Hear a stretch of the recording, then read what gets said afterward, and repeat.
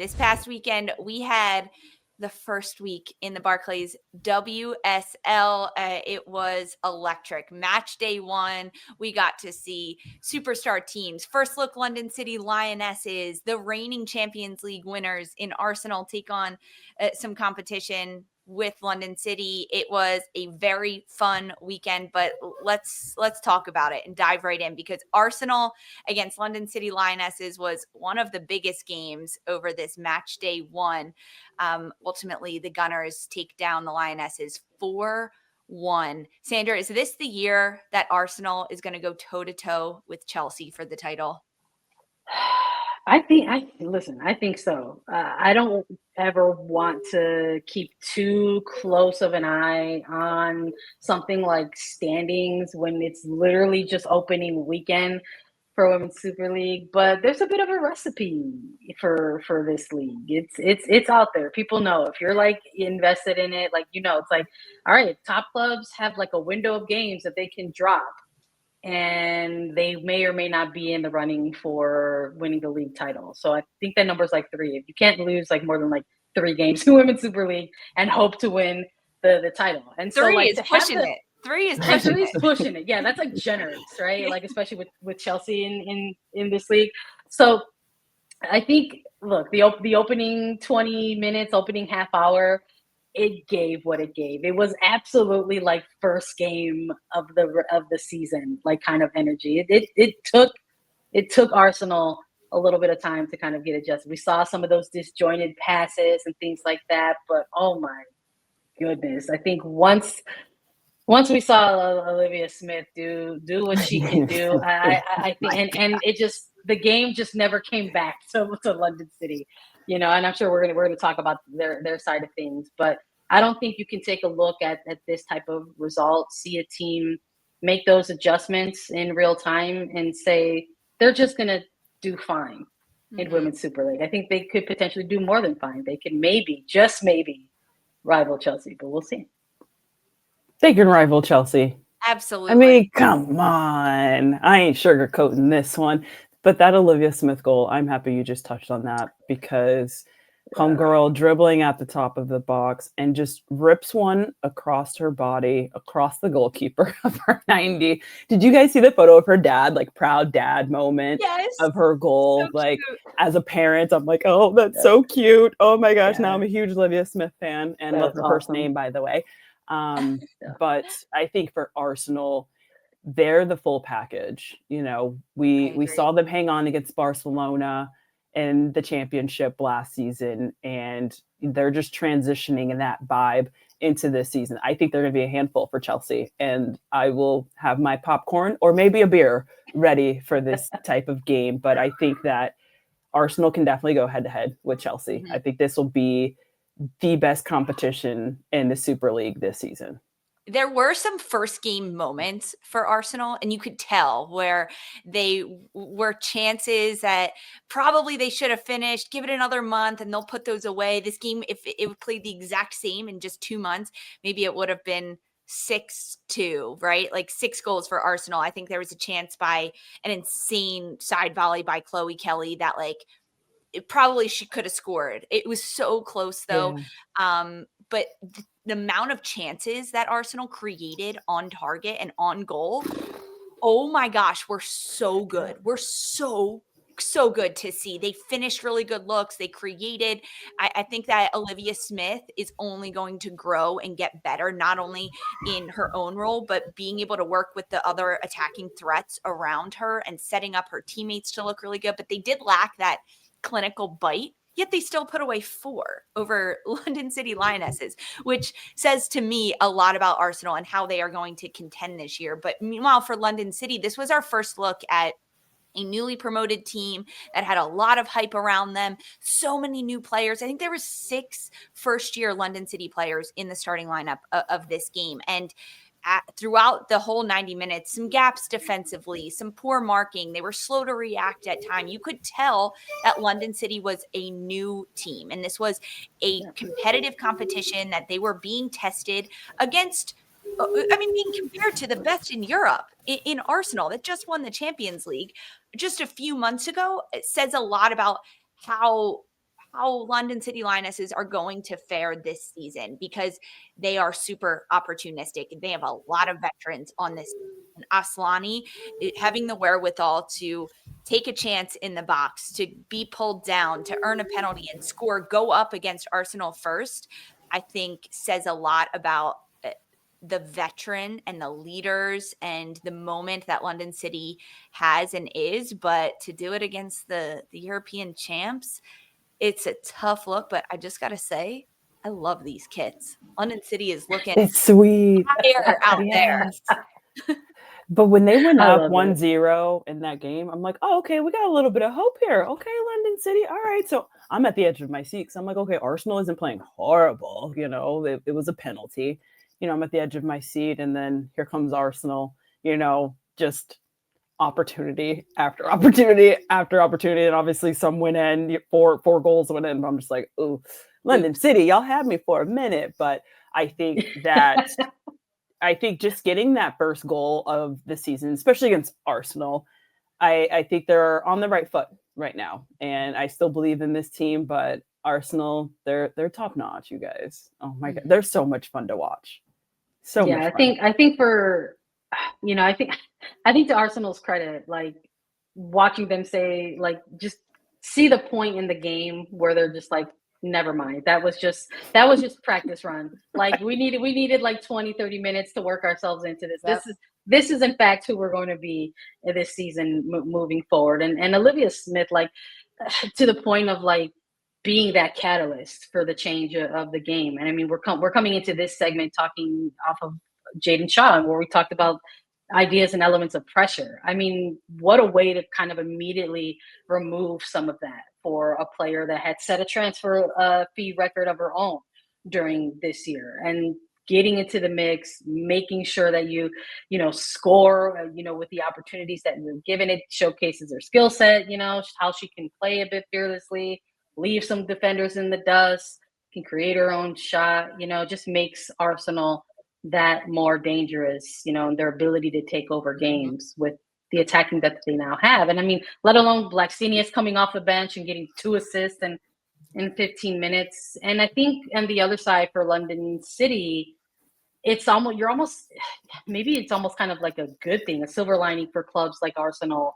or looking ahead, Man City, that those more top clubs are going to have those earlier games against London City, because they are also a team that are going to try to figure things out. Like, I think we all are in agreement that they are going to maybe do some surprising things this year, that maybe they could be a team that could steal some points off of those, those top clubs. But I think for now, in these early phases of the season, it's really just like knowing that it can be rocky at the beginning, but experienced players will maybe help kind of bridge some of that newly promoted gap.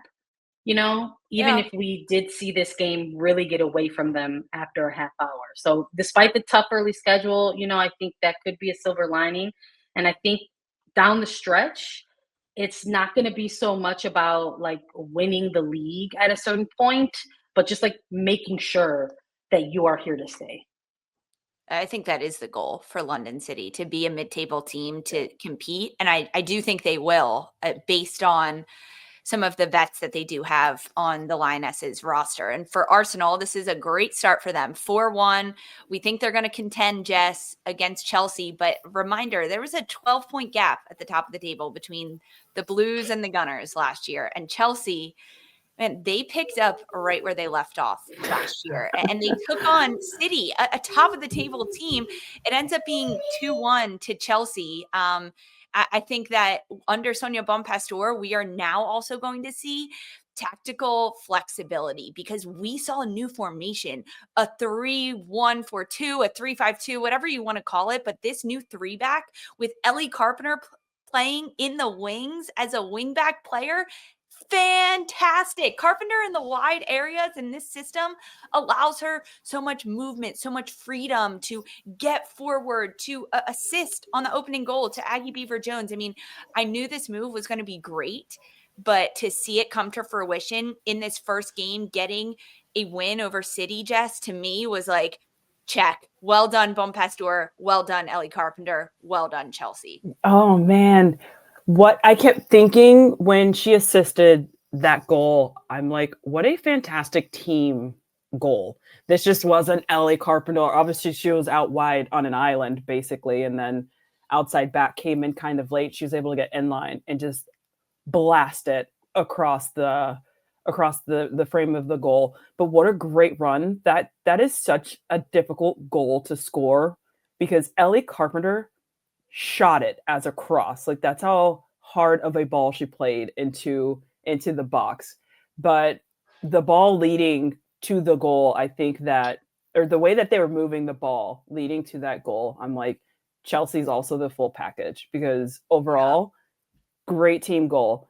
Y'all, they just picked up Alyssa Thompson. They got Germa in the back. They got Kat Macario. I mean, they are Like Sam Kerr coming back. Sam Kerr available for this game, and we didn't even see her. Oh man, could you imagine? This is unfair. I mean, I'm talking about Arsenal maybe being able to go toe to toe with Chelsea, but now that I'm naming all these players that to Chelsea, I might take just a little bit of that back because Kat Macario, Alyssa Thompson, Sam Kerr. I mean, like these players playing together sounds so scary.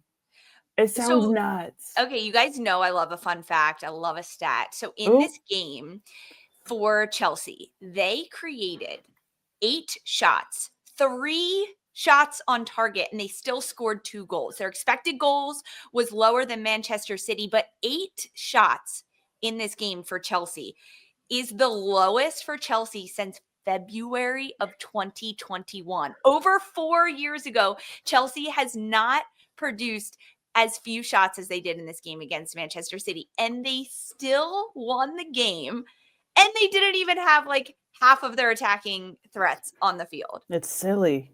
That's silly. What? The fact that they're showing that they have so much, because not only do they have an incredible roster from player 1 to player 20 something, but that they don't need much. Like they don't need to do much to just make sure that they're taking over the game, dominating it, and walking away with all 3 points. I mean, not to get into foolish hours here, but they literally scored every goal in this game, including Man City's. Like it's just like it was a forced own goal for Charles, unfortunately. But the 3 on target essentially over 8 looks is just Chelsea doesn't need a whole lot of time. And I think maybe, you know, in terms of like breaking down the game like a bit, like maybe that was a little bit of Man City's misjudgment or lack of adjustment, because it's not like they didn't have their chances on the other side. I think if we're going down the stats of the game, I mean, they doubled that, right? 17 shots, 5 on target, right? Like it's like, so they had more than had their opportunities. It's just kind of looking at maybe the stretches of momentum in the game a little bit. It's almost like first game jitters on different ends. For City, they created, but they weren't clinical. And for Chelsea, they didn't create as much. They didn't have as many numbers forward, but they were so clinical when they got those 3 shots on target. Yeah, 100%. And it just was like, if Carpenter is putting together this type of game, like you could just see this game kind of like filtering and flowing through her at times. Like, why would you have stretches of the game where you like just kind of not operate in the wide channels? Like you would want to like make sure that you're maybe trying to focus on this player, like limit some of their energy. That doesn't happen for them. And maybe, you know, you could also take a look at the fact that there's this substitution for Alex Greenwood, which is not great for Man City.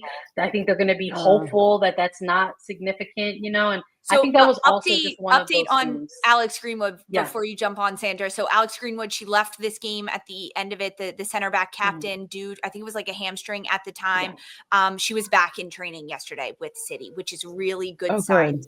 Also, Lily Murphy, the young player who played on the wing for City, she looked really good. She left that game with a bit of a knock as well. I don't personally have an update on her yet. I couldn't find anything, but we'll see very soon with what City's going to do. So good news for Alex Greenwood. She was training yesterday. Hopefully they can like just push past that then, because I think that was part of like, I think Man City's narrative kind of coming into this season. It's just like, how are they going to manage those injury bugs that just kind of find themselves nabbing at the roster, and will they be able to just sort of kind of manage those alongside of a lengthier season? And so, maybe not the way they want to start and or finish a game, but I think that roster and what they did have stretches of that game and what they ended up putting together is just more examples of, like, I can't really count this team out in terms of where they might finish, 1, 2, 3, or potentially 4. Yeah, City is always a team that looks dangerous and has threats going forward. They get to take on Brighton this upcoming Friday in week 2 in the WSL. Meanwhile, Arsenal will take on West Ham. Chelsea will see Aston Villa. And for London City, after going with Arsenal, they now get to take on a Manchester United team that 4-zip over Leicester City this opening weekend.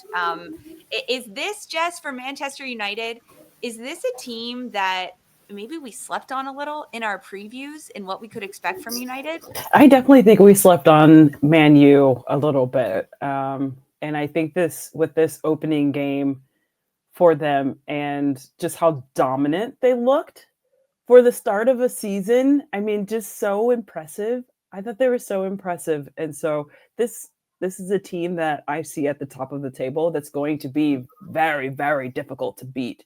I think that they will make it very difficult for the Man Cities, the Arsenals, and the Chelseas. I see these being very close games moving forward because they have that final third star power where they had me at the edge of my seat and I'm just like salivating from the mouth, just like, oh my gosh, this is so amazing. The way that they're moving the ball, especially in the final third. Y'all know I was a striker, so I'm all about final third play, and they're just so brilliant in the final third. So I think they're going to be one of those top teams that, we slept on, for a little bit, but they woke me up real quick. I'll tell you that. The addition for United of Jess Park, Sandra, to me is really, really going to be big. I think it's going to pay off big time for United. I think she fits into how United want to play, what they want to do, because she is so good with the ball at her feet. They want to maintain possession, and she does such a good job of maintaining it, keeping it, wanting to go 1v1. She can go left, she can go right, she can cut inside, go end line. And Park is going to add that little wrinkle to United's game, just someone else that can keep it. But I think with Champions League, United have their first, or they have like a midweek match against Braun this week. If they can manage the rotation, manage the high level of possession and also defensive stability of keeping another shutout midweek, I think it's only going to help them, especially as they go into week 2 against London City. Yeah, I think it's an example of Man United figuring things out in terms of the window that they had. It's unfortunately, it's like things don't click sometimes. We're, again, coming off of a segment where we're talking about how players plug into certain areas, maybe just don't work out for club. And I think for some reason, like the Grace Clinton and Ella Toon lack of chemistry, like maybe that doesn't matter at this point, because it's like they figured it out, and now they've got Jess Park, and now Ella Toon is just, for some reason, just like making these statements in an early game, an assist, a goal, and it doesn't, it makes you quickly, success makes you quickly forget about maybe what didn't work out in the past.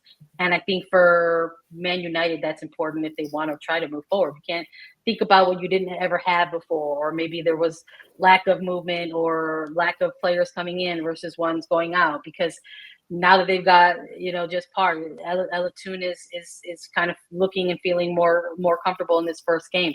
Mallard having the performance that she had for Man United, like it feels like, okay, maybe there can be some fun things for United going forward here, and make sure that they're going to go ahead and put together some fun results for their fan base. They haven't been in this league too long, right? I think it's talking about looking back in 2019 with Casey Stoney, and it's just, you want to see that progression, and hopefully this is really actually the turning of the page.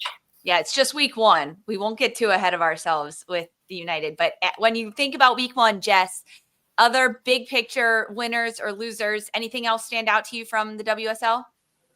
I will have to say Vignola. We haven't mentioned, oh my gosh, that hat trick for Everton. I think that first of all, Liverpool, what y'all doing? I think them getting rid of Olivia Smith was obviously a huge loss, but Everton just looked absolutely amazing. But Vignola, a hat trick. What is she, 20 years old? I believe. Like a young gun like that scoring a hat trick is so impressive. I think that she brings just a little pizzazz for this Everton side, something that they've been needing. But for Liverpool, huge loss when they lost Olivia Smith. I'm like, who's going to replace her?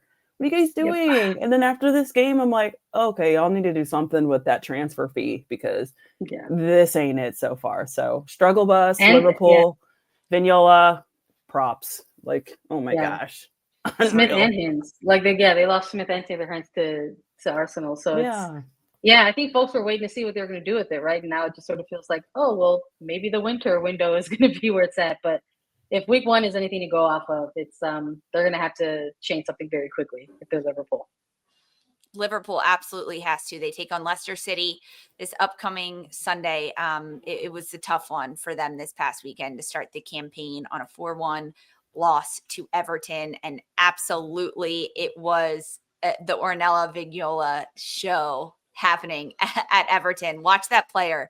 Watch her. See how she can progress. She's a Spanish youth international player. Can she break into that senior national team? I think that's a big player that people need to keep their eye on. Ornella Vignola with Everton.